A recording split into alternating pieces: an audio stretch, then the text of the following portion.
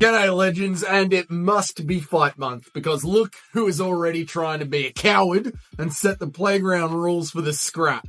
Sean Soyboy Strickland has put out a video pleading with big old DP to make sure the fight doesn't go to the ground, because he knows that he'll get absolutely dominated when it comes to a full-on MMA scrap.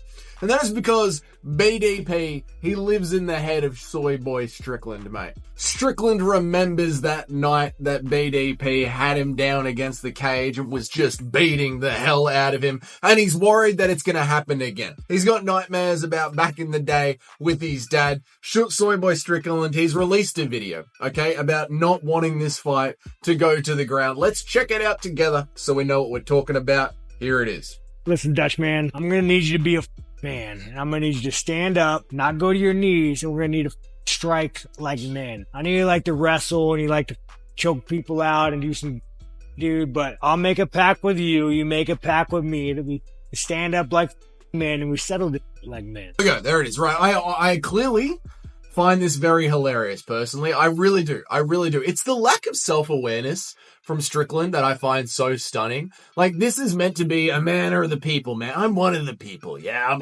I'm super connected to the fan. The fans are like me. They're savages.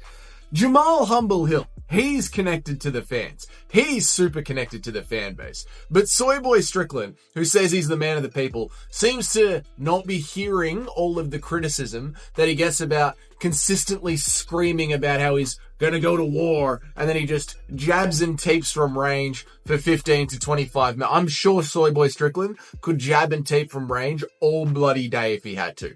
You know, like, the thing with Sean is, here's the thing, you guys. The thing with Sean is, if you listen to him talk, you would think that he craves the brutal violence of the old Viking or Roman battlefields. And for that, you would say, listen, bro, if you hate takedowns so much, and you just want to piece up a dude, maybe instead of releasing videos to big old DDP, to big Dricus du Plessis, about never shooting a takedown, maybe you should release a video to the UFC, to Hunter Campbell, to Dana White, and to beg them to do a deal where they trade you off to the BKFC. Yeah? Trade you off. They can have you, they can have Conor McGregor. Just beg and plead for your release. Ask the BKFC to pay out your contracts plus a little, 15% dowry. Yeah, because you got a pussy, right? Because you sound like you don't want to be anywhere near MMA. You want to be somewhere over like the BKFC, where it's just bloody battle after bloody battle, standing and banging. But even then, when it comes to Soyboy Strickland, even if it was in the BKFC, I don't think he'd like it, because he genuinely doesn't want to get hit, right? Like, Sean, your entire game plan is to push people back with the teep and then jab them at range. And then you shell up so you don't get hurt, right? But you can't teep in BKFC. In fact, I think you would truly hate the BKFC because you would probably get hurt there, Sean Strickland, right? And that really is the whole sort of flaw in Sean Strickland's style here, because he's all about the standing and the banging, but it's a lot of standing and there's not a lot of banging. You know what I mean? Like, please God, UFC, do not copyright me for this. I'm going to speed it up as much as I can. But as you can see, there's a whole lot of standing, but it doesn't seem to be very heavily on the banging, is it? I mean, look at this war, you guys. Look at this war.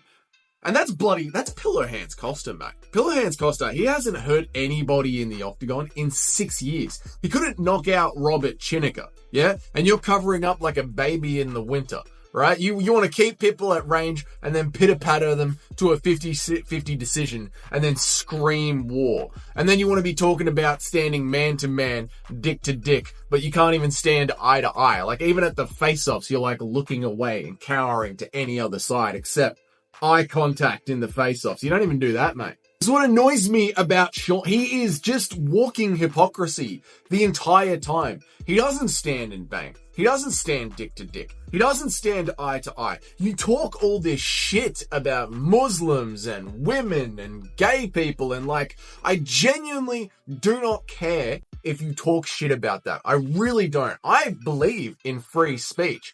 But if you believe in free speech, Strickland, you can't tell Big Dick P, you can't tell DDP what is on the table when it comes to trash talk.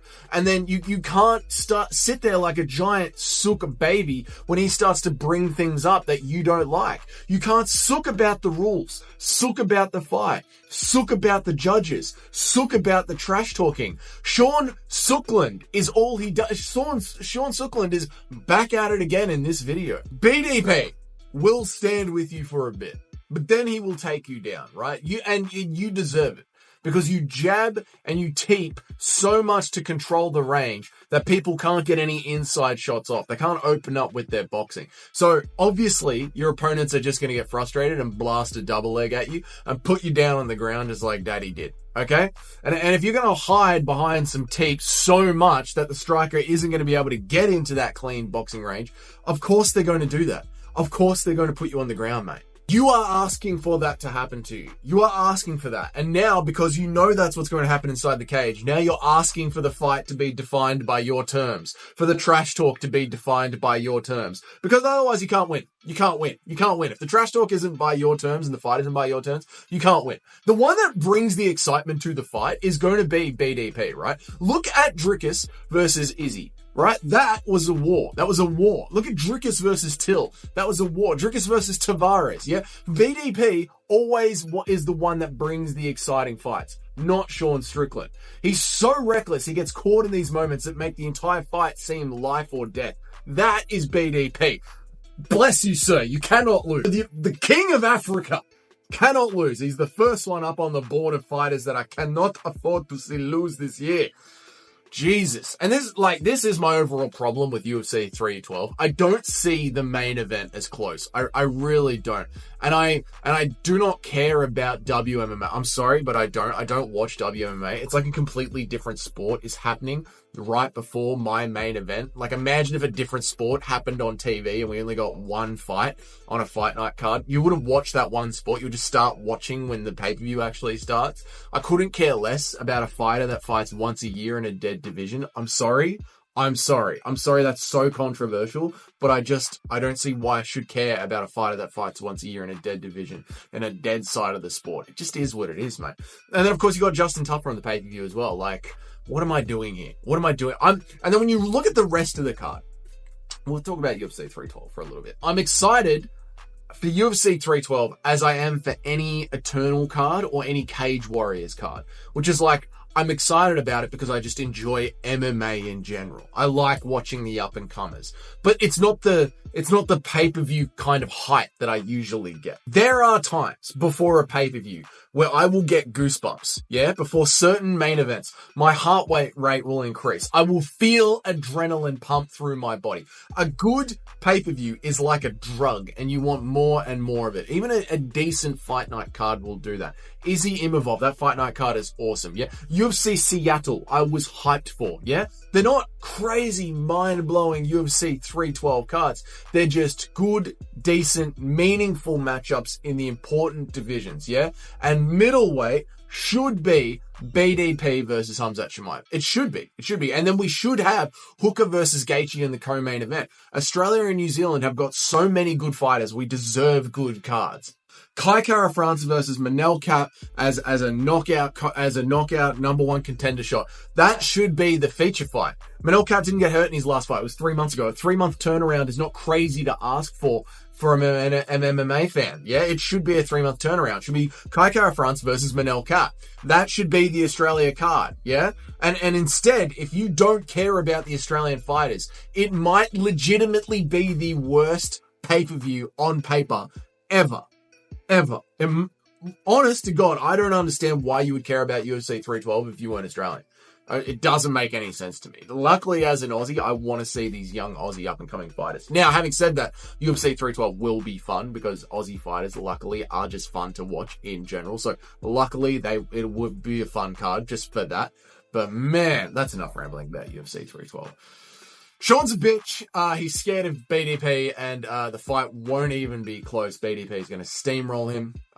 That's that. So let me know what you think about that down in the comments. If you watch the entire video and you're at this section, thank you so much. I appreciate you being here. If it's your first time here, g'day, my name's Dougie. I try and make an MMA video every single day of the week, Monday through Friday. And I try and go live about 3 times a week as well. If you want to know when all of that happens, you hit that subscribe button, you hit the notification bell so you know that when I go live. If you're already a supporter of the channel, please hit the like button. And if you're a monetary supporter of the channel, if you're one of the members, thank you so much. Some of you might have been gifted by Guru. I can't tell who was gifted and who wasn't. But if you're a member of the channel, thank you so much. Your names are on the next slide. And you guys have a great day. I'll see you all in the next video.